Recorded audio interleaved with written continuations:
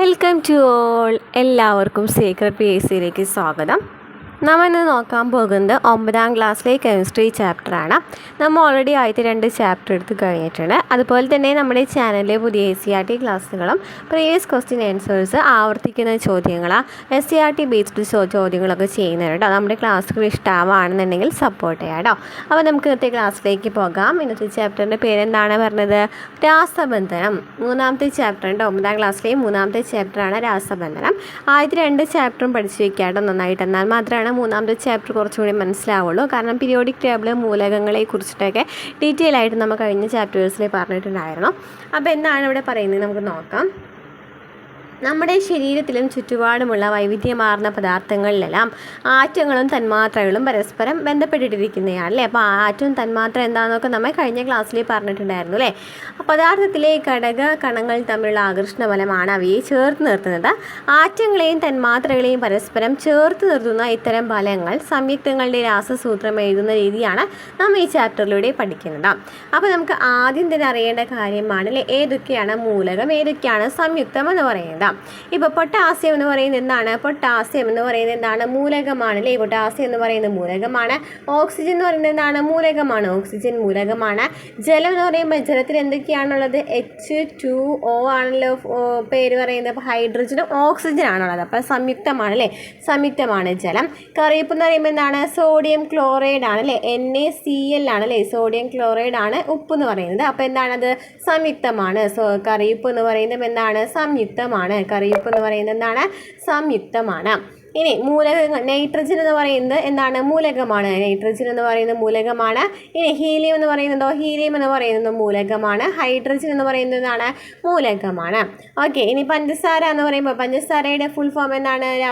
സമവാക്യം എന്ന് പറയുന്നത് എന്താണ്? C6H12O6 ആണ് അല്ലേ. എന്താണ് പഞ്ചസാര എന്ന് പറയുന്നത്? C6H12O6 ആണ്. അപ്പോൾ C ഉണ്ട്, H ഉണ്ട്, O ഉണ്ട്. അതായത് 3 മൂലകങ്ങൾ കൂടി ചേർന്നതാണ്. അപ്പോൾ സംയുക്തം എന്ന് പറയുന്നത് എന്താണ്? പഞ്ചസാര എന്ന് പറയുന്നത് എന്താണ്? സംയുക്തമാണ് എന്ന് നമ്മൾ പഠിച്ചു. ഓക്കെ, മനസ്സിലായല്ലോ. മൂലകം എന്ന് വെച്ചാൽ എന്താണ്? ഒരു മൂലകം മാത്രം അല്ലേ, ഒരെണ്ണം മാത്രമേ ഉണ്ടായിരിക്കുള്ളൂ. അതിനെയാണ് എന്ന് പറയുന്നത് മൂലകം എന്ന് പറയുന്നത്. അതായത് carbon, hydrogen, sulphur, nitrogen, oxygen, helium എന്നൊക്കെ പറയുന്നതൊക്കെ എന്താണ്? എല്ലാം മൂലകങ്ങളാണ്. നമ്മൾ കഴിഞ്ഞ ചാപ്റ്ററിൽ പഠിച്ചിട്ടുണ്ടായിരുന്നു മൂലകങ്ങൾ. പീരിയോഡിക് ടേബിൾ പറയുന്നുണ്ട് അല്ലേ മൂലകങ്ങളെ കുറിച്ചിട്ടാണ്. അപ്പോൾ ഇനി തന്മാത്ര എന്ന് വെച്ചാൽ എന്താണ്? ഒന്നിലധികം മൂലകങ്ങളുള്ളതിനെയാണെന്ന് പറയുന്നത് തന്മാത്ര അല്ലെങ്കിൽ സംയുക്തം എന്നൊക്കെ പറയുന്നത്. അപ്പോൾ എന്താണ്? ജലം, കറിയുപ്പ്, പഞ്ചസാര എന്നൊക്കെ പറയുന്നത് എന്താണ്? സംയുക്തമാണ്. ക്ലിയർ ആയല്ലോ. ഹൈഡ്രജൻ്റെ ഒരു തന്മാത്രയിൽ 2 ആറ്റങ്ങളാണ് ഉള്ളത്. നമുക്കറിയാം അല്ലേ. ഹൈഡ്രജൻ്റെ ഒരു തന്മാത്രയിൽ തന്നെ എന്തുണ്ടായിരിക്കും? 2 ആറ്റങ്ങളാണ്. അതായത് ഹൈഡ്രജൻ എന്ന് പറയുന്നത് ഇങ്ങനെ സ്വതന്ത്രമായിട്ട് നിൽക്കില്ല. എപ്പോഴും എന്താണ്? Hൻ്റെ ഇടയിൽ 2 കൂടി ഉണ്ടായിരിക്കും എന്നാണ് പറയുന്നത്. ഹൈഡ്രജൻ്റെ ഒരു തന്മാത്രയിൽ തന്നെ എന്തുണ്ട്? 2 ആറ്റങ്ങളാണ് ഉള്ളത് എന്നാണ് പറയുന്നത്. അങ്ങനെയെങ്കിൽ താഴെ കൊടുത്തുള്ള പദാർത്ഥങ്ങളുടെ ഓരോ തന്മാത്രയിലും എത്ര ആറ്റങ്ങളാണ് ഉള്ളതെന്നാണ് ചോദിച്ചിരിക്കുന്നത്. അപ്പോൾ എന്താണ്? ഓക്സിജൻ എന്ന് പറയുന്നത് എന്താണ്? സ്വതന്ത്രമായിട്ടാണ് നിൽക്കുന്നതല്ല അല്ലേ. ഓക്സിജൻ നമ്മൾ എപ്പോൾ എഴുതുമ്പോഴും എന്തിടണം? അടിയിൽ 2 നിടും. അപ്പോൾ അതാണ് ആറ്റങ്ങളുടെ എണ്ണം എന്ന് പറയുന്നത്. അപ്പോൾ ഒരു ഓക്സിജനിൽ എത്ര ആറ്റങ്ങളുണ്ട്? 2 ആറ്റങ്ങൾ. ഒരു ഓക്സിജൻ തന്മാത്രയിൽ 2 ആറ്റങ്ങളാണുള്ളത്. ഇനി ജലത്തിലാണെന്നുണ്ടെങ്കിലോ ജലത്തിൽ H എന്ന് പറയുന്നത് 2 ആണ് അല്ലേ. H എന്ന് പറയുന്നത് 2 ആണ്. ഇനി O എന്ന് പറയുന്നത് എത്രയാണ്? അവിടെ 1 ആണ് ഉള്ളത്. ഇത് H എന്ന് പറയുന്നത് 2ഉം ഓക്സിജൻ 1 ആണുള്ളത്. അതായത് ടോട്ടലായിട്ട് 3 ആറ്റങ്ങളാണ് അവിടെ ഉള്ളത്. ഇനി നൈട്രജൻ എന്ന് പറയുമ്പോൾ Nന് താഴെ എത്രയാണ്? 2 ആണുള്ളത്. അപ്പോൾ നമുക്ക് നൈട്രജൻ എന്ന് പറയുന്നത് എത്രയാണ്? 2 ആറ്റങ്ങളാണ്. ഒരു നൈട്രജൻ തന്മാത്രയിൽ 2 ആറ്റങ്ങളാണുള്ളത്. ഇനി ഹീലിയം ആണെന്നുണ്ടെങ്കിലോ ഹീലിയം എന്ന് പറയുന്നത് വെറുതെയാണല്ലേ നിൽക്കുന്നത്. ഹീലിയത്തിൻ്റെ താഴെ അടിയിലൊന്നുമില്ല. അപ്പോൾ ഒരു തന്മാത്രയിൽ എത്രയാണ്? 1 ആറ്റം മാത്രമാണ് ഹീലിയത്തിനുള്ളത്. ഇനി മീഥേൻ എന്ന് പറയുമ്പോൾ നോക്കി മീഥേൻ്റെ ഫുൾ ഫോം എന്ന് പറയുന്നത് രാസസമവാക്യം എന്ന് പറയുന്നത് CH4 ആണ്. അതായത് കാർബണിൻ്റെ അടിയിൽ എന്താണ്? 1 ആണല്ലേ. ഒരു കാർബണും 4 ഹൈഡ്രജനും ആണുള്ളത്. അപ്പോൾ ടോട്ടൽ എത്ര ഉണ്ട്? 5 എണ്ണാണുള്ളത്. അപ്പോൾ 5 എത്രയുണ്ട്? 5 ആറ്റങ്ങളാണ് അവിടെ ഉള്ളത്. ഇനി പഞ്ചസാര എന്ന് പറയുന്നത് നമ്മൾ നേരത്തെ പറഞ്ഞതിൽ ചെറിയൊരു മിസ്റ്റേക്ക് ഉണ്ട് കേട്ടോ. നേരത്തെ ഞാൻ ഗ്ലൂക്കോസിനെയാണ് പറഞ്ഞു പോയത്. നമ്മൾ എന്താണ് പഞ്ചസാരയുടെ ഫുൾ ഫോം എന്ന് പറയുന്നത് C12 ആണോ? C12 H22O11 ആണ് കേട്ടോ. അതൊന്ന് ക്ലിയറായി പഠിക്കാം. പഞ്ചസാരയുടെ ഫുൾ ഫോം എന്ന് പറയുന്നത് C12 H22O11 ആണ്. അപ്പോൾ നമുക്ക് കാർബൺ 12 ആണുള്ളത്. 12, ഹൈഡ്രജൻ 22, ഓക്സിജൻ 12. അപ്പോൾ ടോട്ടൽ എത്രയായി? ടോട്ടൽ കൂട്ടുമ്പോൾ എത്രയായി?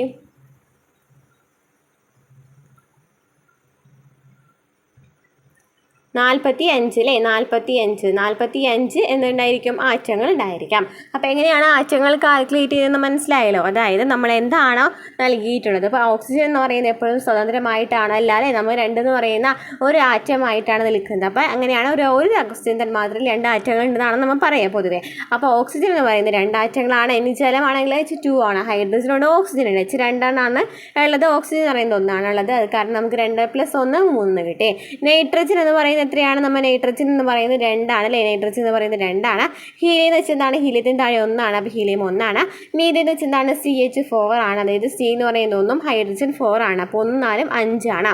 ഓക്കെ, പഞ്ചസാര എന്ന് പറയുന്നത് C12 H22 O11 ആണ്. അപ്പോൾ നമ്മൾ എന്ത് ചെയ്ത് 12 + 22 + 11 കൂടെ കൂട്ടുമ്പോൾ നമുക്ക് എത്ര കിട്ടി, 45 എന്നുള്ളത് കിട്ടി. അപ്പോൾ 45 ആറ്റമാണ് അവിടെ ഉള്ളത്. മനസ്സിലായല്ലോ അല്ലേ, ക്ലിയർ ആയല്ലോ. ചില തന്മാത്രകളിൽ ഒന്നിൽ കൂടുതൽ ആറ്റങ്ങളുണ്ടെന്ന് നമുക്ക് ആ ടേബിളിൽ നിന്ന് മനസ്സിലായിട്ടുണ്ട്. തന്മാത്രകളിൽ ആറ്റങ്ങൾ ചേർന്ന് നിൽക്കാനുള്ള കാരണം എന്തായിരിക്കും, തന്മാത്രകളിൽ ആറ്റങ്ങൾ ഇങ്ങനെ ചേർന്ന് നിൽക്കാനുള്ള കാരണം അവർക്ക് സ്വതന്ത്രമായിട്ട് നിൽക്കുവാനായിട്ട് സാധിക്കില്ല. അത് കാരണമാണ് ഇവരെപ്പോഴും എന്ത് ചെയ്യുന്നത്, ചേർന്ന് നിൽക്കുന്നത്. ഇങ്ങനെ എന്തിനാണ് ആറ്റങ്ങൾ സംയോജിച്ച് തന്മാത്രകളായിട്ട് മാറുന്നത്, നമുക്ക് സെയിം ആയിട്ട് ഈ കോമ്പൗണ്ട് വെച്ചിട്ടാണ് ഈ തന്മാത്രകളായിട്ടായിരിക്കണം നമുക്ക് എന്തെങ്കിലും ഒരു സംഭവം ക്രിയേറ്റ് ചെയ്യുകയാണെങ്കിൽ, എന്തെങ്കിലും ഒരു സംയുക്തം ഉണ്ടാവുകയാണെന്നുണ്ടെങ്കിൽ എന്താണ്, ഇവർ ഒരുമിച്ച് നിൽക്കുകയാണ് അല്ലേ, എന്നാൽ മാത്രമാണ് നമുക്കൊരു മൂലകം വെച്ച് നമുക്കൊന്നും ചെയ്യാനായിട്ട് പറ്റില്ല. അത് കാരണം തന്മാത്രകളായിട്ട് മാറുന്നത്. എങ്ങനെയാണ് ആറ്റങ്ങൾ സംയോജിക്കുന്നത്,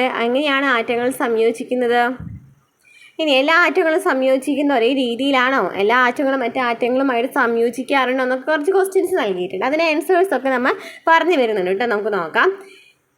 18ാം ഗ്രൂപ്പിൽ വരുന്ന ഉത്കൃഷ്ടവാതകങ്ങളുടെ തന്മാത്രയിൽ എത്ര ആറ്റങ്ങളാണുള്ളത്? 18ാം ഗ്രൂപ്പിൽ എന്താണ് വരുന്നത്, ഉത്കൃഷ്ടവാതകങ്ങളാണ്. നമ്മൾ ഓരോ ഗ്രൂപ്പും എന്തിനാണെന്ന് പഠിച്ചിട്ടുണ്ടായിരുന്നു അല്ലേ, ഓരോ പേര് വെച്ച് നമ്മൾ പഠിച്ചിട്ടുണ്ടായിരുന്നു. അപ്പോൾ 18ാമത്തെ ഗ്രൂപ്പിൽ എന്താണ്, ഉത്കൃഷ്ടവാതകങ്ങളാണ്, നോബിൾ ഗ്യാസ് എന്നാണ് പറയുന്നത്. അതിൽ ആ തന്മാത്രയിൽ എത്ര ആറ്റങ്ങളാണ് ഉള്ളതെന്നാണ് ചോദിച്ചിരിക്കുന്നത്. നമുക്ക് നോക്കാം. ഇവ പൊതുവെ മറ്റ് ആറ്റങ്ങളുമായിട്ട് സംയോജിക്കുന്നില്ല. അതായത് 18ാമത്തെ മൂലകങ്ങളായിട്ടുള്ള ഏതാണ്, ഉത്കൃഷ്ടവാതകങ്ങൾ എന്ന് പറയുന്നതിൽ ആറ്റങ്ങളായിട്ട് സംയോജിക്കുന്നില്ല, മറ്റാറ്റങ്ങളുമായിട്ട് സംയോജിക്കുന്നില്ല. അതിന് കാരണം എന്താണെന്ന് ഇവിടെ നൽകിയിട്ടുണ്ട്. അപ്പോൾ നമ്മൾ ഈ പറയുന്നതിനൊക്കെ ആൻസർ നമുക്ക് നൽകിയിട്ടുണ്ട്. നമുക്ക് നോക്കാം. ഹീലിയം ആണല്ലേ ഫസ്റ്റ് മൂലകം എന്ന് പറയുന്നത്, ഹീലിയമാണ്. ഉത്കൃഷ്ടവാതകങ്ങളിൽ ഹീലിയമാണ് വരുന്നത്.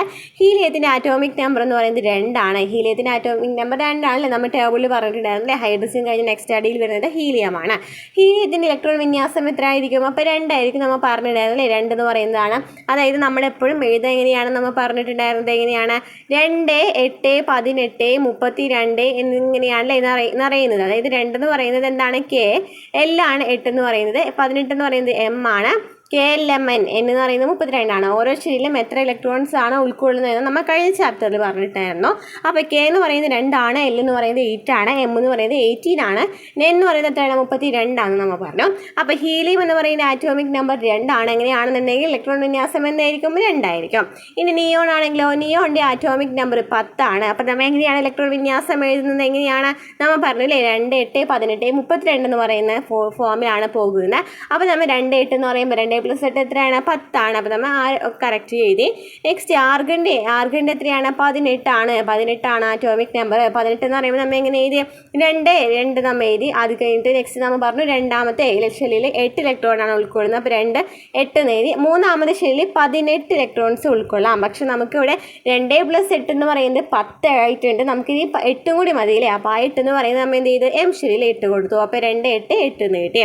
നെക്സ്റ്റ് ക്രിപ്റ്റോൺ എന്ന് പറയുന്നത് എന്താണ്, 36 ആണ്. 36 നമുക്കറിയാലേ എങ്ങനെയാണ് സബ്ഷെൽ ഇലക്ട്രോൺ വിന്യാസം എഴുതുന്നത്, നമ്മൾ പറഞ്ഞു 2 8 18 2 8 18 32 ആണ്. ഇതിൽ നമുക്ക് 36 ആണ് നമ്പർ എന്ന് പറയുന്നത്. അപ്പോൾ 2 എഴുതി നമുക്ക് 8 എഴുതാം, നമുക്ക് പിന്നെ 18 എഴുതാം അല്ലേ. കാരണം എന്താണ്, ഇനി നമുക്ക് ബാക്കി എത്ര 8 ഇലക്ട്രോൺസ് കൊണ്ടും വേണ്ടോ നമുക്ക് 36.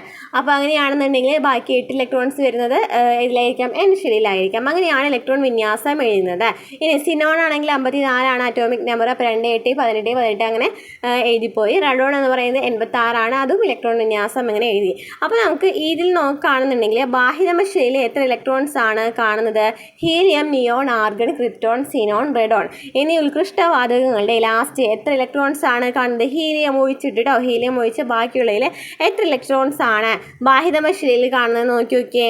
എത്രയാണ്? 8 ആണല്ലേ. നോക്കി, ഇവിടെയും 8 ആണ് വന്നത്, ഇവിടെയും 8 ആണ് വന്നത്, ഇവിടെയും 8 ആണ്, ഇവിടെയും 8 ആണ്, ഇവിടെയും 8 ആണ്. നമുക്ക് എന്താ മനസ്സിലായത്? ഏറ്റവും അവസാനത്തെ ഇലക്ട്രോൺ, അവസാനത്തെ ബാഹിതമശിലയിൽ 8 ഇലക്ട്രോൺ ആണ് വന്നതെന്ന് മനസ്സിലായി. അതായത് ഉത്കൃഷ്ടവാതകങ്ങളിലുള്ളതുപോലെ ബാഹിതമശിലയിലെ 8 ഇലക്ട്രോണുകൾ വരുന്ന ക്രമീകരണത്തെയാണ് അഷ്ടക വിന്യാസം എന്ന് പറയുന്നത്. അപ്പം എന്താ പറയുന്നത്? ഇതുപോലെ ഉത്കൃഷ്ടവാതകങ്ങളിലുള്ളതുപോലെ തന്നെ ബാഹിതമശിലയിലെ 8 ഇലക്ട്രോൺസ് വരാണെന്നുണ്ടെങ്കിൽ ആ ക്രമത്തിൽ നമ്മൾ എന്ത് വിളിക്കും? അഷ്ടക വിന്യാസം അല്ലെങ്കിൽ ഒക്ടറ്റ് കോൺഫിഗറേഷൻ എന്ന് വിളിക്കും. അഷ്ടക വിന്യാസം. അഷ്ടം എന്ന് വെച്ചാൽ 8 എന്നാണല്ലേ അർത്ഥം. അപ്പോൾ ആ പേരിൽ തന്നെ ഉണ്ടല്ലോ, അഷ്ടക വിന്യാസമാണ്. ബാഹിതമശിലയിൽ 8 ഇലക്ട്രോൺസ് വരാണെന്നുണ്ടെങ്കിൽ ബാഹിതമശിലയിലെ അഷ്ടക വിന്യാസമുള്ള ആറ്റങ്ങൾക്ക് കൂടുതൽ സ്ഥിരതയുള്ളതായിട്ടാണ് കാണപ്പെടുന്നത്. അപ്പോൾ 8 ഇലക്ട്രോൺസ് വരാണെന്നുണ്ടെങ്കിൽ എന്താണ്? രാസപ്രവർത്തനത്തിൽ ഇവർ കൂടുതലും സ്ഥിരതയാണ്. 8 ഇലക്ട്രോൺസ് എന്ന് വെച്ചാൽ കൂടുതൽ സ്ഥിരതയുള്ള മൂലകങ്ങളാണ്. അങ്ങനെയുള്ളവ സാധാരണയായിട്ട് രാസപ്രവർത്തനത്തിൽ പങ്കെടുക്കാൻ വിമുഖത കാണിക്കുന്നു. ഈ കാരണത്താൽ ഉത്കൃഷ്ടവാതകങ്ങളെ അലസവാതകങ്ങൾ എന്ന് വിളിക്കുന്നു. അപ്പോൾ എങ്ങനെയാണ് നമ്മൾ പറഞ്ഞത്? ഉത്കൃഷ്ടവാതകങ്ങൾ എന്ന് പറയുന്നത് 18ാമത്തെ ഗ്രൂപ്പിലാണ് വരുന്നത്. അതിൽ വരുന്നതാണ് എന്തൊക്കെ? Helium, neon, argon, krypton, xenon, റെഡോൺ എന്ന് പറയുന്നത്. ഇവരുടെ ബാഹിതമശിലയിലെ ഇലക്ട്രോൺസ് എന്ന് പറയുന്നത് 8 ഇലക്ട്രോൺസ് ആണ്. 8 ഇലക്ട്രോൺസ് അങ്ങനെ എഴുതിയിട്ടുള്ളതിനെയാണ് നമ്മൾ പറയുന്നത് അഷ്ടക വിന്യാസം എന്ന് പറയുന്നത്. അങ്ങനെ 8 ഇലക്ട്രോൺസ് ആണെന്നതിൻ്റെ അർത്ഥം എന്താണ്? അതെന്ന് പറയുന്നത് സ്ഥിരത കൈവരിക്കുകയാണ്. അങ്ങനെ സ്ഥിരത കൈവരിക്കുകയാണെന്നുണ്ടെങ്കിൽ ഇവർക്ക് മറ്റ് രാസപ്രവർത്തനത്തിൽ പങ്കെടുക്കാൻ താല്പര്യം ഉണ്ടായിരിക്കില്ല. അതിനെയാണ് എന്തെന്ന് പറയുന്നത്? അലസവാതകങ്ങൾ എന്നാണ്. അത് കാരണം ഈ ഉത്കൃഷ്ടവാതകങ്ങളെ വിളിക്കുന്നത് എന്താണ്? അലസവാതകങ്ങൾ എന്നാണ് വിളിക്കുന്നത്. ക്ലിയർ ആയല്ലോ? ഹീലിയത്തിൻ്റെ ആറ്റോമിക് നമ്പർ 2 ആണ്. ഹീലിയം ആറ്റത്തിൻ്റെ ഒന്നാം ശിലയിൽ ഉൾക്കൊള്ളാവുന്ന പരമാവധി ഇലക്ട്രോണുകളുടെ എണ്ണം 2 ആണ് അല്ലേ. അതിനാൽ ഹീലിയത്തിൻ്റെ 2 ഇലക്ട്രോൺ സംവിധാനം മറ്റ് ഉത്കൃഷ്ടവാതകങ്ങളുടേത് പോലെ തന്നെ സ്ഥിരതയുള്ളതാണ്. നമുക്കറിയാം അല്ലേ, 2 ആണ് ബാഹിതമശിലയിൽ 8 ഇലക്ട്രോൺസ് ആണ് കൊള്ളുന്ന. ബാക്കിയുള്ളതിൽ പറഞ്ഞു ഹീലിയത്തിനാണെന്നുണ്ടെങ്കിൽ 2 ആണെന്ന് പറഞ്ഞു. അപ്പോൾ ഹീലിയത്തിന് 2 ഇലക്ട്രോൺസ് ആണ് കൊള്ളുന്നത്. അതുപോലെ തന്നെ നമ്മൾ ഇലക്ട്രോൺ വിന്യാസം വെച്ച് നോക്കുകയാണെന്നുണ്ടെങ്കിൽ കേശിലയിൽ 2 ഇലക്ട്രോൺസ് മാത്രമാണ് ഉൾക്കൊള്ളുന്നത്. അത് കാരണം നമുക്ക് ഇലക്ട്രോണും ഹീലിയം എന്ന് പറയുന്നതും എന്താണെന്ന് പറയാം? സ്ഥിരതയുള്ളത് തന്നെയാണെന്ന് പറയാം. ഓക്കെ, ഇനി നമുക്ക് ഇവിടെ നോക്കി മഗ്നീഷ്യം, ഓക്സിജൻ എന്നിവയുടെ ആറ്റോമിക് നമ്പറും ഇലക്ട്രോൺ വിന്യാസം നൽകിയിട്ടുണ്ട്. നമുക്ക് നോക്കാം അല്ലേ. മഗ്നീഷ്യത്തിൻ്റെ ആറ്റോമിക് നമ്പർ എന്ന് പറയുന്നത് 12 ആണ്. അപ്പോൾ ഇലക്ട്രോൺ വിന്യാസം എങ്ങനെയാണ് നമ്മൾ എഴുതാന്ന് പറഞ്ഞു? 2, 8, പിന്നെന്താണ് ബാക്കി 2? 2 + 8 10 ബാക്കി 2 ഉണ്ട് 12, ബാക്കി 2 വന്നു. അപ്പോൾ ഇലക്ട്രോൺ വിന്യാസം എഴുതി. ഇനി ഓക്സിജൻ എന്ന് പറയുന്നത് 8 ആണ് ആറ്റോമിക് നമ്പർ. ഇലക്ട്രോൺ വിന്യാസം എന്ന് പറയുന്നത് 2, 6 എന്നിങ്ങനെ എഴുതി. ഈ ആറ്റങ്ങൾക്ക് സ്ഥിരതയുണ്ടോ? ഉണ്ടോ? ഇല്ല അല്ലേ. എന്താണ്? സ്ഥിരതയില്ല. കാരണം എന്താണ്? ലാസ്റ്റ് 8 ഇലക്ട്രോൺ ബാഹിതമശിലയിൽ 8 ഇലക്ട്രോൺസ് വന്നാൽ മാത്രമാണ് സ്ഥിരത ഉണ്ടാവുകയുള്ളൂ. പക്ഷേ മഗ്നീഷ്യത്തിനാണെന്നുണ്ടെങ്കിൽ 2 ആണ് വന്നിരിക്കുന്നത്, ഓക്സിജൻ ആണെന്നുണ്ടെങ്കിൽ 6 ആണ് വന്നിരിക്കുന്നത്. അപ്പോൾ നമുക്ക് സ്ഥിരതയില്ല അല്ലേ. അങ്ങനെ നമുക്ക് ഒരു സ്ഥിരത വരുത്തുന്നതിനായിട്ട് കുറച്ച് കാര്യങ്ങളുണ്ട്. അതാണ് നമ്മൾ ഈ ചാപ്റ്ററിൽ കൂടുതലായിട്ട് പറയുന്നുണ്ടോ. ഇങ്ങനെ നമുക്ക് ഈ രണ്ടും കൂടെ മഗ്നീഷ്യവും ഓക്സിജനും കൂടാണെന്നുണ്ടെങ്കിൽ ഒരു തന്മാത്ര അല്ലെങ്കിൽ ഒരു സംയുക്തം നമുക്ക് ലഭിക്കും. ആ സംയുക്തം എന്താണെന്ന് നമുക്ക് നോക്കാം. മഗ്നീഷ്യവും ഓക്സിജനും സംയോജിച്ചിട്ട് മഗ്നീഷ്യം ഓക്സൈഡ് രൂപം കൊള്ളുന്നു. എന്താണ് പറയുന്നത്? മഗ്നീഷ്യവും ഓക്സിജനും സംയോജിച്ച് എന്തുണ്ടാവും? മഗ്നീഷ്യം ഓക്സൈഡ് ഉണ്ടാകും. അങ്ങനെ രാസബന്ധനത്തിലൂടെ ആറ്റങ്ങൾ ബാഹിതമശിലയിൽ അഷ്ടക ഇലക്ട്രോൺ ക്രമീകരണം നേടി സ്ഥിരത കൈവരിക്കുന്നു. അതായത് നമ്മൾ എന്താ പറയുന്നത്? മഗ്നീഷ്യവും നമുക്കറിയാലോ, ഇതെന്ന് പറയുന്നത് 2 ഇലക്ട്രോൺസ്, 2 മൂലകത്തിൻ്റെയും ഇലക്ട്രോൺസ് ലാസ്റ്റ് കാണുന്നുണ്ടെങ്കിൽ 8 എന്ന് പറയുന്ന സംഭവം കാണുന്നില്ല. അതായത് അഷ്ടകം കംപ്ലീറ്റ് ചെയ്യുന്നില്ല, സ്ഥിരത കൈവരിക്കുന്നില്ല. പക്ഷേ ഇവർ തമ്മിൽ ഒരു ബന്ധനത്തിൽ ഏർപ്പെടുകയാണെന്നുണ്ടെങ്കിൽ ഇവിടെ നോക്കി 2 ഇലക്ട്രോൺസ് മഗ്നീഷ്യത്തിനുണ്ട്, ഓക്സിജന് 6 ഇലക്ട്രോൺസ് ഉണ്ട്. അപ്പോൾ ഇവർ രണ്ടും തമ്മിൽ നോക്കി 6 + 2 8 അല്ലേ. നമുക്ക് ഏകദേശം ഒരു ഐഡിയ വരുന്നില്ലേ. അപ്പോൾ നമുക്ക് അതിനെക്കുറിച്ച് ഡീറ്റെയിൽ ആയിട്ട് പറഞ്ഞു വരുന്നുണ്ട് കേട്ടോ. അപ്പോൾ അങ്ങനെ അവർക്ക് എന്ത് ചെയ്യാം? സ്ഥിരത കൈവരിക്കാൻ പറ്റും. ഇങ്ങനെ 8 ഇലക്ട്രോൺസ് ആയിട്ട് രണ്ടും കൂടി സംയോജിച്ചിട്ട് 8 ഇലക്ട്രോൺസ് ആയിട്ട് സ്ഥിരത കൈവരിക്കാനായിട്ട് പറ്റും. അപ്പം അങ്ങനെയാണ് ഇവരെന്ത് ചെയ്യുന്നത്? സ്ഥിരത കൈവരിക്കുന്നത്. ഒരു സംയുക്തത്തിൽ ഘടകകണങ്ങളെ ചേർത്ത് നിർത്തുന്ന ബലത്തെയാണ് രാസബന്ധനം എന്ന് പറയുന്നത്. ഒരു സംയുക്തത്തിലെ ഘടകകണങ്ങളെ ചേർത്ത് നിർത്തുന്ന ഒരു ബലമുണ്ടല്ലോ, ആ ബലത്തെയാണ് എന്ന് പറയുന്നത് രാസബന്ധനം എന്ന് പറയുന്നത്. ഒരു സംയുക്തത്തിൽ ഘടകകണങ്ങളെ ചേർത്ത് നിർത്തുന്ന ബലത്തെയാണ് രാസബന്ധനം അല്ലെങ്കിൽ കെമിക്കൽ ബോണ്ട് എന്ന് പറയുന്നത്. അപ്പോൾ നമുക്ക് അയോണിക് ബന്ധനം എന്താണെന്ന് വെച്ചാൽ നോക്കാം. അത് കുറേ ബന്ധനങ്ങളുണ്ട് കേട്ടോ. അതിൽ അയോണിക് ബന്ധനം എന്താണെന്ന് നമുക്ക് നോക്കാം. കറിയുപ്പിൻ്റെ രാസനാമം നമുക്ക് എന്താണ്? സോഡിയം ക്ലോറൈഡ് ക്ലോറൈഡ് ആണ്. നമ്മൾ നേരത്തെ പറഞ്ഞില്ലേ NaCl ആണ്, സോഡിയം ക്ലോറൈഡ് ആണ് കറിയുപ്പിൻ്റെ രാസനാമം എന്ന് പറയുന്നത്. സോഡിയം ക്ലോറൈഡിലെ രാസബന്ധനം എങ്ങനെയാണെന്ന് നമുക്ക് നോക്കാം. സോഡിയം ക്ലോറൈഡിലെ ഘടകമൂലകങ്ങൾ ഏതെല്ലാമാണ്? നമുക്കറിയാം സോഡിയം ക്ലോറൈഡ് ആണ് ഘടകമൂലകങ്ങൾ എന്ന് പറയുന്നത്. സോഡിയത്തിൻ്റെ അറ്റോമിക് നമ്പർ 11 ആണെങ്കിൽ ആറ്റത്തിൻ്റെ ഇലക്ട്രോൺ വിന്യാസം എത്രയായിരിക്കും വരുന്നത്? നമുക്ക് നോക്കാം. സോഡിയം എന്ന് പറയുന്നത് ആറ്റോമിക് നമ്പർ നമുക്ക് തന്നിട്ടുണ്ട് 11 ആണ്. അപ്പോൾ നമ്മൾ ഫസ്റ്റ് ഷെല്ലിൽ 2 ഇലക്ട്രോൺ ആണ് കൊള്ളുക, രണ്ടാമത്തെ ഷെല്ലിൽ 8 ഇലക്ട്രോൺ ആണ് കൊള്ളുക, 2 8 ബാക്കി. അപ്പോൾ 2 + 8 10 ഇനി 11 ആണല്ലേ, 11 ആവാൻ 1 ആണ് വേണ്ടത്. അപ്പോൾ നമുക്ക് 1 കിട്ടി. സോഡിയം ആറ്റത്തിലെ ബാഹിതമ ഷെല്ലിൽ എത്ര ഇലക്ട്രോൺസ് ഉണ്ട്? ബാഹിതമ ഷെല്ലിൽ എത്ര ഇലക്ട്രോൺസ് ഉണ്ട്? 1 ആണല്ലേ, 1 ആണുള്ളത്. സോഡിയം ആറ്റത്തിന് അഷ്ടക ഇലക്ട്രോൺ വിന്യാസം നേടുന്നതിനായിട്ട് എന്താണ് മാർഗം? എന്തായിരിക്കാം മാർഗം? ഒന്നില്ലെങ്കിൽ ഈ 1 എന്ന് പറയുന്നത് വേറെ ഒരെണ്ണത്തിന് തിരിച്ചു കൊടുക്കാം. അതായത് ക്ലോറിൻ നമുക്ക് ഒന്നില്ലെങ്കിൽ 1 തിരിച്ചു കൊടുക്കാം. അല്ലെങ്കിൽ എന്ത് ചെയ്യാം, ഇവർക്ക് 7 ഇലക്ട്രോൺസ് വാങ്ങുകയാണെങ്കിലും 8 എണ്ണാമല്ലോ, 8 എന്ന് പറയുന്നത് വാങ്ങിക്കാം. അല്ലാന്നുണ്ടെങ്കിൽ എന്ത് ചെയ്യാം, 7 എന്ന് പറയുന്നത് വാങ്ങിക്കാം. അല്ലാന്നുണ്ടെങ്കിൽ അങ്ങനെ 8 ആക്കാം, അല്ലെങ്കിൽ 1 എന്ന് പറയുന്നത് അങ്ങോട്ട് തിരിച്ചു കൊടുക്കാം. അങ്ങനെയാണെന്നുണ്ടെങ്കിലും ഇത് സ്ഥിരത കൈവരിക്കും. അതാണ് പറഞ്ഞു വരുന്നത്. 8 ഇലക്ട്രോൺസ് വേണം. അങ്ങനെയാണെന്നുണ്ടെങ്കിൽ കൂടുതൽ എളുപ്പമായ മാർഗ്ഗം എന്താണ്? 1 വിട്ടു കൊടുക്കലല്ലേ. 1 വിട്ടു കൊടുക്കുന്നതായിരിക്കും ഏറ്റവും എളുപ്പമായിട്ടുള്ള മാർഗ്ഗം എന്ന് പറയുന്നത്. അപ്പോൾ നമുക്ക് നോക്കാം.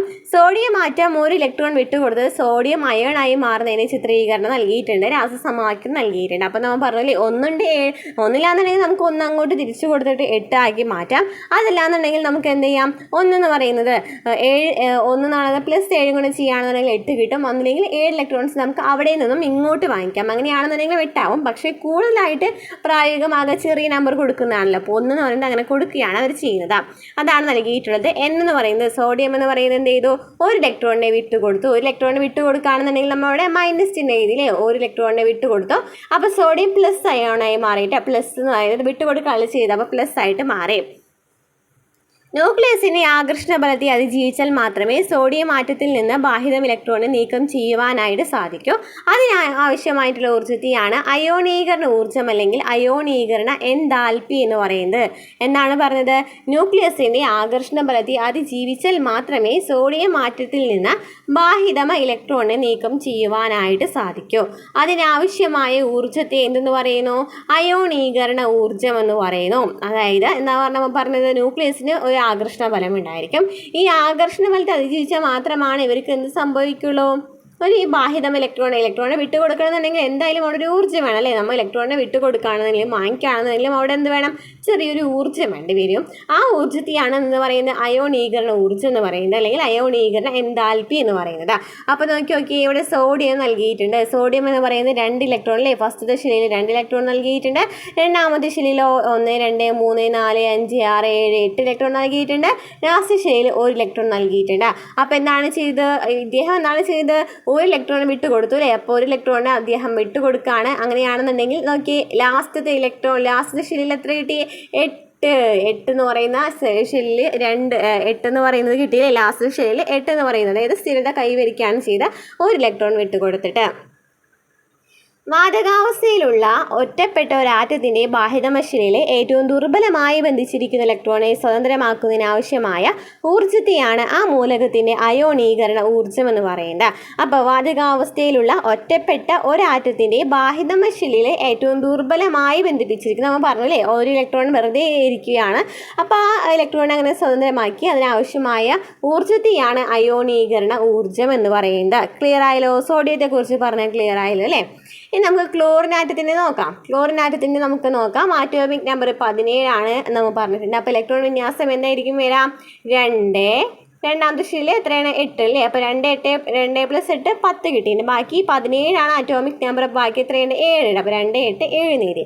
അപ്പോൾ നമുക്ക് ലാസ്റ്റത്തെ ഷീലിൽ എത്രയുണ്ട്? ലാസ്റ്റത്തെ ഷീലിൽ ഇലക്ട്രോൺ വിന്യാസം നോക്കുകയാണെന്നുണ്ടെങ്കിൽ ലാസ്റ്റ് 7 ആണ് അല്ലേ ഉള്ളത്. 7 ഇലക്ട്രോൺ ആണ് അദ്ദേഹത്തിൻ്റെ ക്ലോറിൻ്റെ ബാക്കിലുള്ളത് അല്ലേ, ക്ലോറിൻ്റെ ബാഹിതമ ഷീലിലുള്ളതാ. ഇനി നമുക്ക് ഒരു സ്ഥിരത കൈവരിക്കണമെന്നുണ്ടെങ്കിൽ എത്ര വേണം? 8 വേണം അല്ലേ. സ്ഥിരത കൈവരിക്കണമെന്നുണ്ടെങ്കിൽ 8 ഇലക്ട്രോൺസ് ആണ് വേണ്ടത്. പക്ഷേ ഇവിടെ 7 എണ്ണം ഉള്ളൂ. പക്ഷെ നമുക്ക് എന്ത് ചെയ്യാം, ഒരെണ്ണം നമുക്ക് വേണമെന്നുണ്ടെങ്കിൽ വാങ്ങിക്കാമല്ലോ അല്ലേ. 7 എണ്ണം അങ്ങോട്ട് വിട്ടുകൊടുക്കുന്നതിനേക്കാൾ നല്ലത് എന്താ, ചെറിയൊരു നമ്പർ ഇങ്ങോട്ട് വാങ്ങിക്കുന്നതായിരിക്കും നല്ലത് അല്ലേ. അപ്പോൾ ഈ ചെറിയ നമ്പറിന് അതായത് 1 ഇലക്ട്രോൺ കൂടി കിട്ടുകയാണെന്നുണ്ടെങ്കിൽ ഇലക്ട്രോൺ വിന്യാസം നമുക്ക് പൂർത്തീകരിക്കാനായിട്ട് പറ്റും. അപ്പോൾ അങ്ങനെ നമ്മൾ എന്താണ് ചെയ്യാൻ പോകുന്നത് നമുക്ക് നോക്കാം.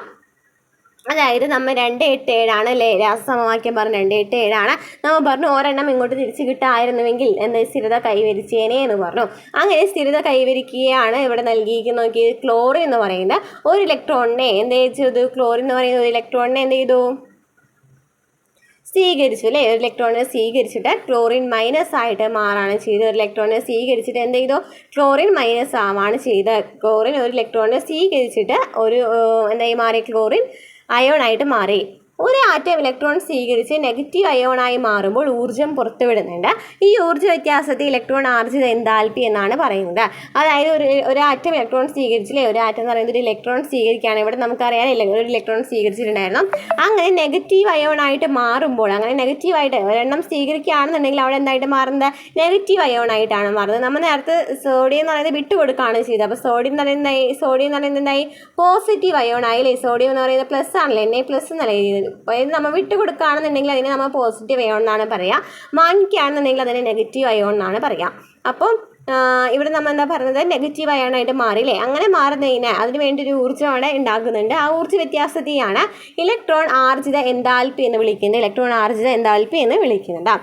ഒരു നിർവീര്യമായ വാതകാറ്റത്തിലേക്ക് ഒരു ഇലക്ട്രോൺ ചേർത്ത് അതിനെ ഒരു നെഗറ്റീവ് അയോണാക്കി മാറ്റുന്ന പ്രവർത്തനത്തിൽ പുറത്തുവിടുന്ന ഊർജ്ജത്തെയാണ് ഇലക്ട്രോൺ ഊർജ്ജിത എൻതാൽപ്പി എന്ന് വിളിക്കുന്നത്. നമ്മൾ നേരത്തെ പറഞ്ഞ കാര്യം തന്നെ ഒന്ന് ഡീറ്റെയിൽ ആയിട്ട് പറയാം അല്ലേ. ഒരു നിർവീര്യമായ വാതകാറ്റത്തിലേക്ക് ഒരു ഇലക്ട്രോൺ ചേർത്ത് അതിനെ ഒരു നെഗറ്റീവ് അയോണാക്കി മാറ്റുന്ന പ്രവർത്തനത്തിൽ പുറത്തുവിടുന്ന ഊർജ്ജത്തെയാണ് ഇലക്ട്രോൺ ആർജിത എൻതാൽപ്പി എന്ന് വിളിക്കുന്നത്. ഇത് ഒരു ഇലക്ട്രോൺ ഒരു ഇലക്ട്രോൺ വിട്ടുകൊടുക്കുന്നതിനായിട്ട് സ്വീകരിക്കില്ലേ നമ്മൾ ചെയ്ത് ഇലക്ട്രോൺ സ്വീകരിക്കുന്നതിനായിട്ട് അവിടെ എന്ത് വേണം, ഒരു ഊർജ്ജം വേണം. അപ്പോൾ ആ ഒരു ഊർജ്ജത്തെയാണ് ഊർജ്ജ എൻതാൽപ്പി എന്ന് പറയുന്നത്. അപ്പോൾ നമുക്ക് സോഡിയം ക്ലോറൈഡ് രൂപീകരണത്തിൽ എങ്ങനെയാണ് ഇലക്ട്രോൺ കൈമാറ്റം ചെയ്യുന്നത് നമുക്ക് നോക്കാം. നോക്കി സോഡിയം എന്ന് പറയുന്നത് നമുക്കറിയാം അല്ലേ. സോഡിയം എന്ന് പറയുന്നത് 2, 8, 7 2, 8, 1 സോഡിയത്തിൻ്റെ പറഞ്ഞത്. ക്ലോറിന് 2, 8, 7 നമുക്ക് വരുന്നതെന്ന് പറഞ്ഞു അല്ലേ. അപ്പോൾ ഇവിടെ എന്താണ് ചെയ്ത് നോക്കി. സോഡിയം ക്ലോറൈഡ് ആകുമ്പോൾ എന്ത് സംഭവിച്ചു, സോഡിയം എന്ന് പറയുന്നത് നമ്മൾ പറഞ്ഞില്ലേ ഒരെണ്ണം വിട്ട് കൊടുക്കുകയാണ് ചെയ്തത്. സോഡിയം എന്ന് പറയുന്നത് ഒരെണ്ണം വിട്ട് കൊടുത്തു. കാരണം ഈ 1 എന്ന് പറയുന്നത് നമുക്ക് ക്ലോറിനെ വിട്ട് കൊടുക്കുകയാണെന്നുണ്ടെങ്കിൽ ഇവിടെ 8 ആയിട്ട് മാറാം. അതുപോലെ തന്നെ ഇവിടെയും ബാഹ്യതമശീലിൽ 8 ആയിട്ട് മാറും. ലാസ്റ്റ് നമ്മളുടെ ക്ലോറിലാണെന്നുണ്ടെങ്കിൽ എന്തായിട്ട് മാറും, 8 ആയിട്ട് മാറും. അപ്പോൾ 2 ഷെല്ലും എന്താവും, സെയിം ആവും അല്ലേ. അതായത് ഒന്നുകൂടി പറഞ്ഞു തരാം. നമ്മൾ സോഡിയത്തിന് നമ്മൾ എന്താ പറഞ്ഞത്, 2, 8, 1 ഇലക്ട്രോൺ വിന്യാസം പറഞ്ഞത്. ക്ലോറിനാണെങ്കിലോ 2, 8, 7 ഇലക്ട്രോൺ വിന്യാസം പറഞ്ഞത്. ഇനി നമുക്ക് ഇലക്ട്രോൺസിനെ നമുക്ക് 8 ആണല്ലേ ലാസ്റ്റത്തെ ഷെല്ലിൽ 8 ഇലക്ട്രോൺസ് ആവണം. അപ്പോൾ സോഡിയത്തിൽ 8 ഇലക്ട്രോൺസ് ആവണമെന്നുണ്ടെങ്കിൽ ഈ 8 അവിടേക്ക് വരണമെന്നുണ്ടെങ്കിൽ എന്ത് ചെയ്യണം, ഈ 1 നമുക്ക് വിട്ട് കൊടുക്കാനായിട്ട് പറ്റും. അപ്പോൾ ഈ 1 നമ്മൾ ഇങ്ങോട്ട് വിട്ട് കൊടുക്കുകയാണെന്നുണ്ടെങ്കിൽ നോക്കിയേ, ക്ലോറിനാണെങ്കിൽ 2, 8, 7 വരുന്നത്. നമുക്ക് ഈ 1 ഇങ്ങോട്ട് ഇട്ട് കൊടുക്കുകയാണെന്നുണ്ടെങ്കിൽ ഇവിടെ നമുക്ക് 2, 8, 8 എഴുതിക്കൂടെ. അതാണ് ഇവിടെ പറഞ്ഞു വരുന്നത്. നമുക്ക് ഈ സോഡിയം എന്ന് പറയുന്നത് എന്ത് ചെയ്തു, ഇവിടെ ഉണ്ടായിരുന്ന ഒരു ഇലക്ട്രോണിന് നമ്മൾ എന്ത് ചെയ്തു, പ്ലസ്സിലെ നമുക്ക് സോഡിയം നമുക്കറിയാം വിട്ട് കൊടുക്കുകയാണെന്നുണ്ടെങ്കിൽ പോസിറ്റീവ് അയോണായിട്ട് മാറാം. ഈ 1 നമ്മൾ ഈ ക്ലോറിനെ വിട്ട് കൊടുക്കുകയാണ് ചെയ്തത്. ക്ലോറിനെ വിട്ട് കൊടുത്തിട്ട് ഇവിടെ എന്തായാലും ലാസ്റ്റ് ഷെല്ലിൽ 8 ഇലക്ട്രോൺ ആയിട്ട് മാറി. നമ്മൾ വാങ്ങിക്കുകയാണെന്നുണ്ടെങ്കിൽ മൈനസ് ആണെന്ന് പറഞ്ഞു, പോസിറ്റീവ് ആണെന്നുണ്ടെങ്കിൽ എന്താണ്, അങ്ങോട്ട് വിട്ട് കൊടുക്കുകയാണ് ചെയ്യണേന്ന് പറഞ്ഞു. അതായത് സോഡിയം ക്ലോറിൻ്റെ ഫോം എങ്ങനെയാണ് വന്നേക്കുന്നത് നോക്കിയേ, Na+ അല്ലേ. അതായത് നമ്മൾ സോഡിയം എന്ന് പറയുന്നത് ഒരു ഇലക്ട്രോണിനെ വിട്ട് കൊടുക്കുകയാണ് ചെയ്തത്. അപ്പോൾ Na+ വന്നോ. ഇനി Cl എന്ന് പറയുന്നത് മൈനസ് ആണ് വന്നിരിക്കുന്നത്. മൈനസ് എന്ന് വെച്ചാൽ എന്താണ്, ഒരു ഇലക്ട്രോണിനെ സ്വീകരിക്കുകയാണ് ചെയ്തത്. ഒരു ഇലക്ട്രോണിനെ സ്വീകരിക്കുകയാണെന്നുണ്ടെങ്കിൽ അവിടെ മൈനസ് ആയിരിക്കും വരാമെന്ന് പറഞ്ഞു. അപ്പോൾ നമ്മൾ സോഡിയത്തിൽ നിന്ന് ലഭിച്ച ഒരു ഇലക്ട്രോണിനെ സ്വീകരിച്ചപ്പോൾ Cl മൈനസ് ആയിട്ട് മാറി. ക്ലിയർ ആയല്ലോ. രാസപ്രവർത്തനത്തിന് ശേഷം സോഡിയം ആറ്റം Na+ അയോണായും ക്ലോറിൻ ആറ്റം Cl- അയോണായിട്ട് മാറുന്നത് ശ്രദ്ധിക്കും. നമ്മൾ കണ്ടു അല്ലേ. ഓക്കെ, ഇനി എന്താണ് ഇലക്ട്രോൺ ഡോട്ട് ഡയഗ്രാം എന്ന് പറയുന്നത് നമുക്ക് നോക്കാം. അയോണിക് ബന്ധനം എല്ലാവർക്കും മനസ്സിലായി എന്ന് വിചാരിക്കുന്നു. നമുക്ക് ഇലക്ട്രോൺ ഡോട്ട് ഡയഗ്രാം എന്താണെന്ന് നോക്കാം. ഇനി മൂലകത്തിൻ്റെ പ്രതീകത്തിന് ചുറ്റും ബാഹ്യതമശീലി ഇലക്ട്രോണുകളെ കുത്തുകൾ ഉപയോഗിച്ച് ഡോട്ട് ഉപയോഗിച്ച് ചിത്രീകരിക്കുന്ന രീതിയെ അവലംബിച്ചത് ആരാണ്, ഗിൽബർട്ട് ആൻഡ് ലൂയിസ് ആണ്. ഈ മൂലകത്തിന് നമ്മൾ നോക്കിയ പ്ലസ് മൈനസ് ഒക്കെ ഇത്ര നേരത്തെ പറഞ്ഞിട്ടുണ്ട്. പ്ലസ് മൈനസ് അതുപോലെ തന്നെ നമ്മൾ ജസ്റ്റ് ഒരു കുഞ്ഞു വട്ടമൊക്കെ വെച്ചിട്ടാണല്ലേ നമ്മൾ ചെയ്തിട്ടുണ്ടായിരുന്നത്. പക്ഷെ അതിന് പകരം ഡോട്ട് ആണ് അല്ലെങ്കിൽ കുത്തൊക്കെ വെച്ചിട്ടാക്കുകയാണെന്നുണ്ടെങ്കിൽ നമ്മൾ എന്തെന്ന് പറയും, ഇലക്ട്രോൺ ഡോട്ട് ഡയഗ്രാം എന്ന് പറയും. ഇത് ആരാണ് കൊണ്ടുപോകുന്നത്, ഗിൽബർട്ട് ആൻഡ് ലൂയിസ് ആണ്. ഇങ്ങനെ കുത്തുകൾ വെച്ചിട്ട് ഡയഗ്രാം വരയ്ക്കുന്നത് കൊണ്ടുവന്നത് ഗിൽബർട്ട് ആൻഡ് ലൂയിസ് ആണ്.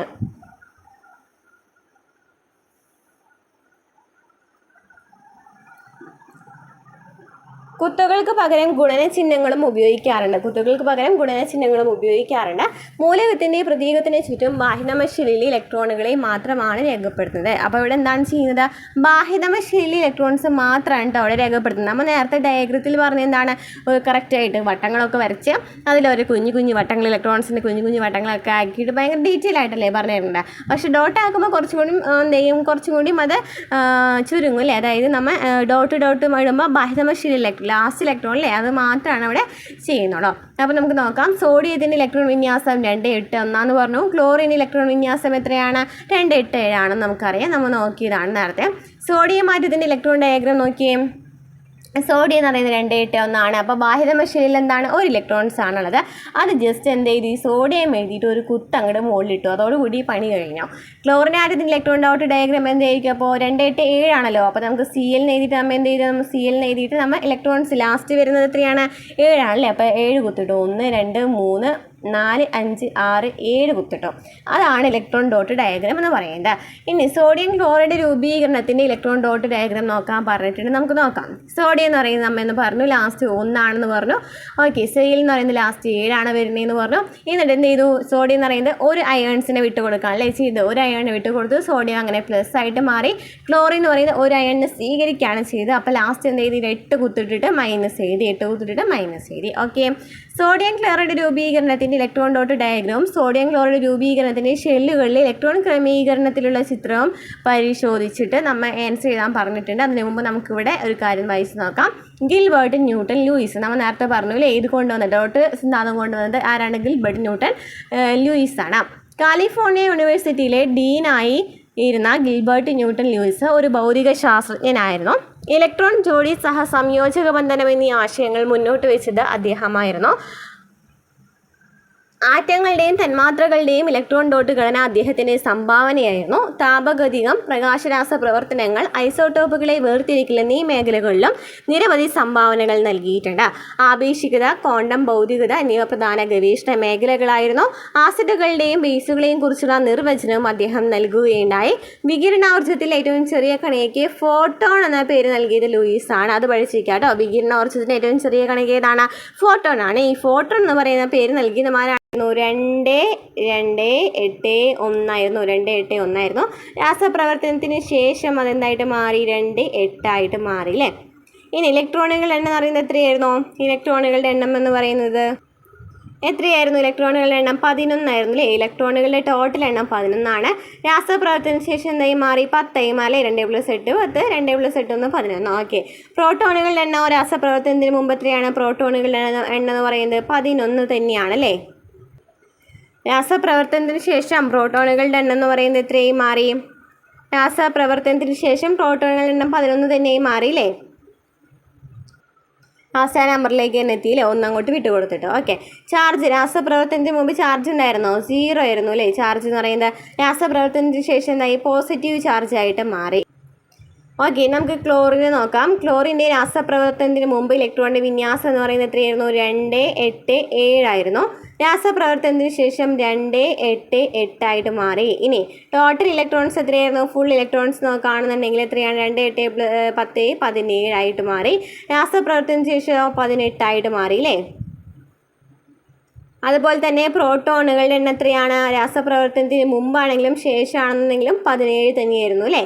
ഇനി ചാർജ് എത്രയാണ്? ചാർജ് ക്ലോറിൻ്റെ ചാർജ് ആദ്യം ചാർജ് ഉണ്ടായില്ല അല്ലേ. വെറുതെ നിൽക്കുകയായിരുന്നു. പക്ഷേ ഇവിടെ അയോൺസ് വിട്ടുകൊടുത്തതിന് ശേഷം അയോൺസ് സ്വീകരിച്ചതിന് ശേഷം മൈനസ് ആയിട്ട് മാറി.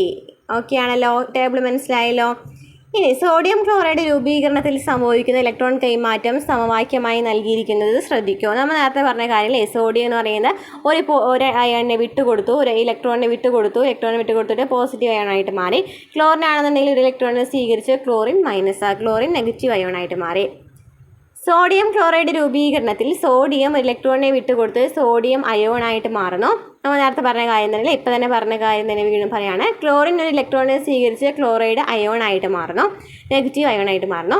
രാസപ്രവർത്തനത്തിൽ ഇലക്ട്രോണുകളെ വിട്ടുകൊടുത്തുണ്ടാകുന്ന പോസിറ്റീവ് അയോണുകളെ കാറ്റിയോണുകൾ എന്നാണ് വിളിക്കുന്നത്. അപ്പോൾ രാസപ്രവർത്തനത്തിൽ ഇലക്ട്രോണുകളെ വിട്ടുകൊടുത്തുണ്ടാകുന്ന പോസിറ്റീവ് അയോൺസിനെ കാറ്റിയോണുകൾ എന്നും ഇലക്ട്രോൺ സ്വീകരിച്ചുണ്ടാകുന്ന നെഗറ്റീവ് അയോണുകളെ ആനയോണുകൾ എന്നുമാണ് വിളിക്കുന്നത്.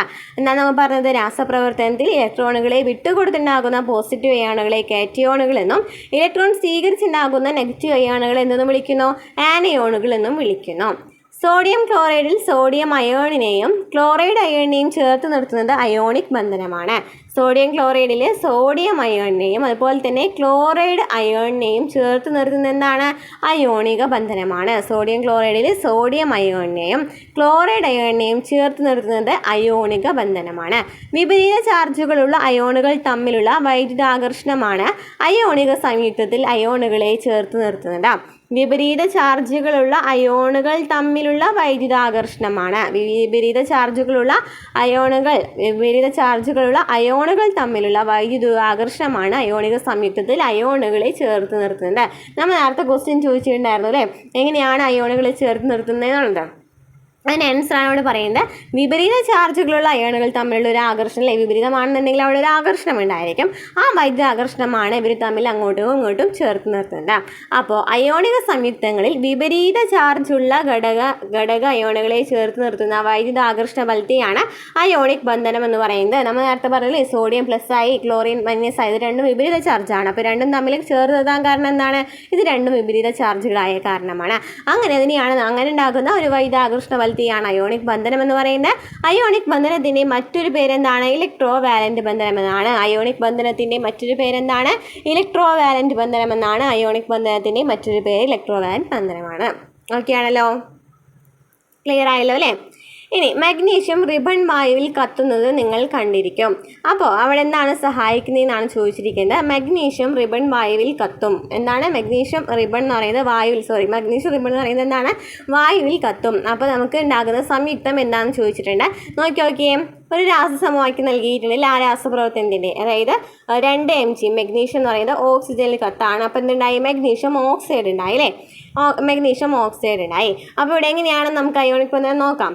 എങ്ങനെയാണ്? മാഗ്നീഷ്യത്തിന് 2 8 2 ആണ്. അപ്പോൾ നമ്മൾ ലാസ്റ്റത്തെ 2 ഇലക്ട്രോൺസ് നമ്മോട് എഴുതി. ഇനി ഓക്സിജൻ്റെ ലാസ്റ്റ് 2 6 ആണല്ലേ? അപ്പോൾ 6 ആണ്. അപ്പോൾ 6 എന്ന് പറയുന്നത് 1 2 3 4 5 6 6 ഇട്ട് കൂട്ടി എഴുതി. ഇനി നമുക്ക് മാഗ്നീഷ്യനിൽ നമുക്കറിയാം 2 ഉണ്ടെന്നുള്ളത്. അതുപോലെ തന്നെ ഓക്സിജനിലാണെന്നുണ്ടെങ്കിൽ ഒരു 2ൻ്റെ കുറവുണ്ട് എന്ന് മനസ്സിലായി അല്ലേ? അതായത് നമുക്കിവിടെ സ്ഥിരത കൈവരിക്കണം എന്നുണ്ടെങ്കിൽ മാഗ്നീഷ്യത്തിന് 2 8 ആണല്ലേ? 2 8 2 ആണ്. 2 8 2 ആണ്. നമുക്ക് ഈ 2 എന്ന് പറയുന്നത് ഓക്സിജൻ ഇട്ട് കൊടുക്കുകയാണെന്നുണ്ടെങ്കിൽ, നമുക്ക് അങ്ങോട്ട് കൊടുക്കുകയാണെന്നുണ്ടെങ്കിൽ അവിടെ 8 ആവും, അതായത് സ്ഥിരത കൈവരിക്കും. ഇനി ഓക്സിജൻ 2 6 ആണ്. നമുക്ക് ആ 2 6 ആണ്. നമുക്ക് ഈ 6നെ 6 + 2 8 ആണ്. ലാസ്റ്റ് 2 ഇലക്ട്രോൺ കൂടിയും ഈ ഓക്സിജൻ വാങ്ങിക്കുകയാണെന്നുണ്ടെങ്കിൽ അവിടെയും സ്ഥിരത കൈവരിക്കാനായിട്ട് പറ്റും. അതാണ് ഇവിടെ ചെയ്തിരിക്കുന്നത്. മാഗ്നീഷ്യം 2 അയോൺസിന് എന്ത് ചെയ്തു? വിട്ടുകൊടുത്തു. ഓക്സിജൻ 2 അയോൺസിനെ സ്വീകരിച്ചു. അങ്ങനെ രണ്ടും എന്തായി മാറി? സ്ഥിരത കൈവരിച്ചു അല്ലേ? അപ്പോൾ നമുക്ക് ഈ പിക്ചർ വെച്ച് നമുക്ക് നോക്കാം. മാഗ്നീഷ്യം എങ്ങനെയാണ്? മാഗ്നീഷ്യത്തിൻ്റെ ആറ്റോമിക് നമ്പർ എന്ന് പറയുന്നത് 12 ആണ്. രാസപ്രവർത്തനത്തിന് മുമ്പ് 2 8 എന്തായിരിക്കും? 2 8 2 ആയിരിക്കും. രാസപ്രവർത്തനത്തിന് ശേഷം എന്തായിട്ട് മാറും? 2 ഇലക്ട്രോൺസിനെ വിട്ടുകൊടുത്തു അല്ലേ? അപ്പോൾ 2 8 ആയിട്ട് മാറും. ഓക്കെ, രാസപ്രവർത്തനത്തിന് മുമ്പ് ഇലക്ട്രോണുകളുടെ എണ്ണം എത്രയാണ്? 12 ആണ്. ഇവിടെ എത്രയായി? 10 ആയില്ലേ? ഇവിടെ 10 ആയി. ഇനി പ്രോട്ടോണുകളുടെ എണ്ണം വിട്ടുകൊടുക്കുകയാണ് ചെയ്തത്. എത്ര പ്രോട്ടോൺസ് ആണ് മാഗ്നീഷ്യത്തിൽ ഉണ്ടായിരിക്കുക? 12 ആണല്ലേ? 12 പ്രോട്ടോൺസിനായിരിക്കും. രാസപ്രവർത്തനത്തിന് ശേഷം 12 ഉണ്ടായിരിക്കും. ചാർജ് എന്ന് പറയുന്നത് 0 ആണ്. പിന്നെന്താണ്? രാസപ്രവർത്തനത്തിന് ശേഷം 2 ചാർജ് പോസിറ്റീവായിട്ട് മാറില്ലേ? വിട്ടുകൊടുക്കുകയാണ് ചെയ്ത. ഇനി ഓക്സിജന് 8 ആണ്. അപ്പോൾ 2 6 എഴുതി. രാസപ്രവർത്തനത്തിന് ശേഷം അത് 2 8 ആയിട്ട് മാറി. ഇലക്ട്രോൺസ് എത്രയാണ്? 2 + 6 എത്രയാണ്? 8 ആണ്. ഇവിടെ 10 ആയിട്ട് മാറി. ഇനി രാസപ്രവർത്തനത്തിന് മുമ്പ് 8 പ്രോട്ടോൺസ് ഉണ്ടായിരുന്നു. രാസപ്രവർത്തനത്തിന് ശേഷവും 8 പ്രോട്ടോൺസ് ആയില്ലേ? കാരണം അവിടെ നിന്ന് 2 സ്വീകരിച്ചിട്ടുണ്ടല്ലോ. അങ്ങനെ ഇവിടെ എന്തായി? 0 ആയിരുന്നു. പക്ഷേ ഇവിടെ എന്തായിട്ട് മാറി? -ആയിട്ട് മാറി. അപ്പോൾ ഇത്രയൊക്കെയാണ് ഇത് പറയുന്നത് ചാർജ് കേട്ടോ. അപ്പോൾ ഇത്രയൊക്കെയാണ് നമ്മൾ മനസ്സിലായല്ലോ അല്ലേ? സംയോജനം എങ്ങനെയാണ് നടക്കുന്നതെന്ന് മനസ്സിലായല്ലോ. മാഗ്നീഷ്യം ഓക്സൈഡിലെ അയേണുകൾ ഏതെല്ലാമാണ് നമ്മൾ പറഞ്ഞല്ലേ? മാഗ്നീഷ്യം എന്ന് പറയുന്നത് പ്ലസും അതുപോലെ തന്നെ ക്ലോറിൻ എന്ന് പറയുന്നത് മൈനസും. 2 അല്ലേ? 2 പ്ലസും 2 മൈനസാണ്. മാഗ്നീഷ്യം ഓക്സൈഡ് രൂപീകരണത്തിൽ എത്ര ഇലക്ട്രോണുകളാണ് മാഗ്നീഷ്യത്തിൽ നിന്നും ഓക്സിജനിലേക്ക് മാറ്റപ്പെടുന്നത്? 2 ആണല്ലേ? 2 എണ്ണത്തിനെയാണ് സ്വീകരിച്ചത്. മാഗ്നീഷ്യം ഓക്സൈഡ് രൂപീകരിക്കപ്പെടുമ്പോൾ മാഗ്നീഷ്യം ഓക്സിജനും ഇലക്ട്രോൺ കൈമാറ്റം ചെയ്ത് അവയ്ക്കിടയിൽ അയോണിക ബന്ധനം നടത്തിയെന്ന് നമുക്ക് മനസ്സിലായി. അയോണിക് ബന്ധനം വഴി ഉണ്ടാകുന്ന സംയുക്തങ്ങളെയാണ് അയോണിക സംയുക്തങ്ങൾ എന്ന് വിളിക്കുന്നത്. അയോണിക് ബന്ധനം വഴി ഉണ്ടാകുന്ന സംയുക്തങ്ങൾ എന്ന് വിളിക്കുന്നു അയോണിക സംയുക്തങ്ങൾ എന്ന് വിളിക്കുന്നു, അല്ലെങ്കിൽ ഇലക്ട്രോ വാലന്റ് സംയുക്തങ്ങൾ എന്ന് വിളിക്കുന്നു. അയോണിക സംയുക്തങ്ങൾ അല്ലെങ്കിൽ ഇലക്ട്രോൺ വാലന്റ് സംയുക്തങ്ങൾ എന്ന് വിളിക്കുന്നു. അയോണിക സംയുക്തങ്ങളുടെ പ്രധാന സവിശേഷതകൾ ഏതൊക്കെയാണ്? അപ്പോൾ ഏതൊക്കെയാണ് സവിശേഷതകൾ? അയോണിക സംയുക്തങ്ങൾ പൊതുവെ ജലം തുടങ്ങിയ പോളാർ ലായകങ്ങളിൽ ലയിക്കുന്നവയാണ്. അയോണിക സംയുക്തങ്ങൾ എന്ന് പറയുന്നത് ജലം തുടങ്ങിയിട്ടുള്ള പോളാർ ലായകങ്ങളിൽ ലയിക്കുന്നവയാണ്. ഇവ ബാഷ്പീകരണ സ്വഭാവം ഇല്ലാത്തവയും കാഠിന്യമുള്ളവയുമാണ്. ഇവ ഖരാവസ്ഥയിൽ ക്രിസ്റ്റലുകളായിട്ടാണ് കാണപ്പെടുന്നത്. ഖരാവസ്ഥയിൽ എന്താണ്? ക്രിസ്റ്റലുകളായിട്ട് കാണപ്പെടുന്നു. പൊതുവെ ഇവയ്ക്ക് വളരെ ഉയർന്ന ഉരുകൽ നിലയും തിളനിലയും എന്നാണുള്ളത്. വളരെ ഉയർന്ന ഉരുകൽ നിലയും തിളനിലയുമാണ് ഉള്ളത്. അയോണിക സംയുക്തങ്ങൾ ഖരാവസ്ഥയിൽ വൈദ്യുതി കടത്തിവിടുന്നില്ലെങ്കിലും ഉരുകിയ അവസ്ഥയിലും ജലീയ ലായനിയിലും വൈദ്യുത ചാലകമായിട്ട് പ്രവർത്തിക്കുന്നുണ്ട്. അയോണിക സംയുക്തങ്ങൾ ഖരാവസ്ഥയിൽ വൈദ്യുതി കടത്തിവിടുന്നില്ലെങ്കിലും ഉരുകിയ അവസ്ഥയിലും ജലീയ ലായനിയിലും വൈദ്യുത ചാലകമായിട്ട് പ്രവർത്തിക്കുന്നുണ്ട്. അപ്പോൾ എന്താണ് പറഞ്ഞത്? അയോണിക സംയുക്തങ്ങൾ പൊതുവെ ജലം തുടങ്ങിയ പോളാർ ലായകങ്ങളിൽ ലയിക്കുന്നവയാണ്. ഇവ ബാഷ്പീകരണ സ്വഭാവം ഇല്ലാത്തവയും കാഠിന്യമുള്ളവയുമാണ്. ഇവ ഖരാവസ്ഥയിൽ ക്രിസ്റ്റലുകളായിട്ട് കാണപ്പെടുന്നു. പൊതുവെ ഇവയ്ക്ക് വളരെ ഉയർന്ന ഉരുകൽ നിലയും തിളനിലയുമാണുള്ളത്. അയോണിക സംയുക്തങ്ങൾ ഖരാവസ്ഥയിൽ വൈദ്യുതി കടത്തിവിടുന്നില്ലെങ്കിലും ഉരുകിയ അവസ്ഥയിലും ജലീയ ലായനിയിലും വൈദ്യുത ചാലകമായിട്ട് പ്രവർത്തിക്കുന്നുണ്ട്. അപ്പോൾ അയോണിക് ബന്ധനം എല്ലാവർക്കും ക്ലിയർ ആയല്ലോ അല്ലേ? നെക്സ്റ്റ് വരുന്നത് സഹസംയോജക ബന്ധനമാണ്. നമുക്ക് രണ്ടും കൂടി പറഞ്ഞ് ചിലപ്പോൾ കൺഫ്യൂഷൻ വരാൻ ചാൻസ് ഉണ്ട്. അതുകൊണ്ട് ഞാൻ അയോണിക് ബന്ധനം പറഞ്ഞിട്ട് ക്ലാസ് അവസാനിപ്പിക്കുകയാണ്. നമുക്ക് അടുത്ത ക്ലാസ്സിൽ സഹസംയോജക ബന്ധനം എടുക്കാം കേട്ടോ. അതുപോലെ തന്നെ ഈ ചാപ്റ്റർ കുറച്ചും കൂടി നീണ്ടിട്ടുള്ള ചാപ്റ്ററാണ്. കുറച്ച് ഡീറ്റെയിൽ ആയിട്ട് പറഞ്ഞു തരേണ്ട ചാപ്റ്ററായി. കാരണം നമ്മുടെ ക്ലാസ്സിൻ്റെ ലെങ്ത്തും കൂടാനായിട്ട് ചാൻസ് ഉണ്ട്. അപ്പോൾ നമുക്ക് അടുത്ത ക്ലാസ്സായിട്ട് വീണ്ടും കാണാം. നമ്മുടെ ക്ലാസ്സുകൾ ഇഷ്ടമാണെന്നുണ്ടെങ്കിൽ സബ്സ്ക്രൈബ് ചെയ്യുക, സപ്പോർട്ട് ചെയ്യുക, ലൈക്ക് ചെയ്യുക, കമൻറ്റ് ചെയ്യുക കേട്ടോ.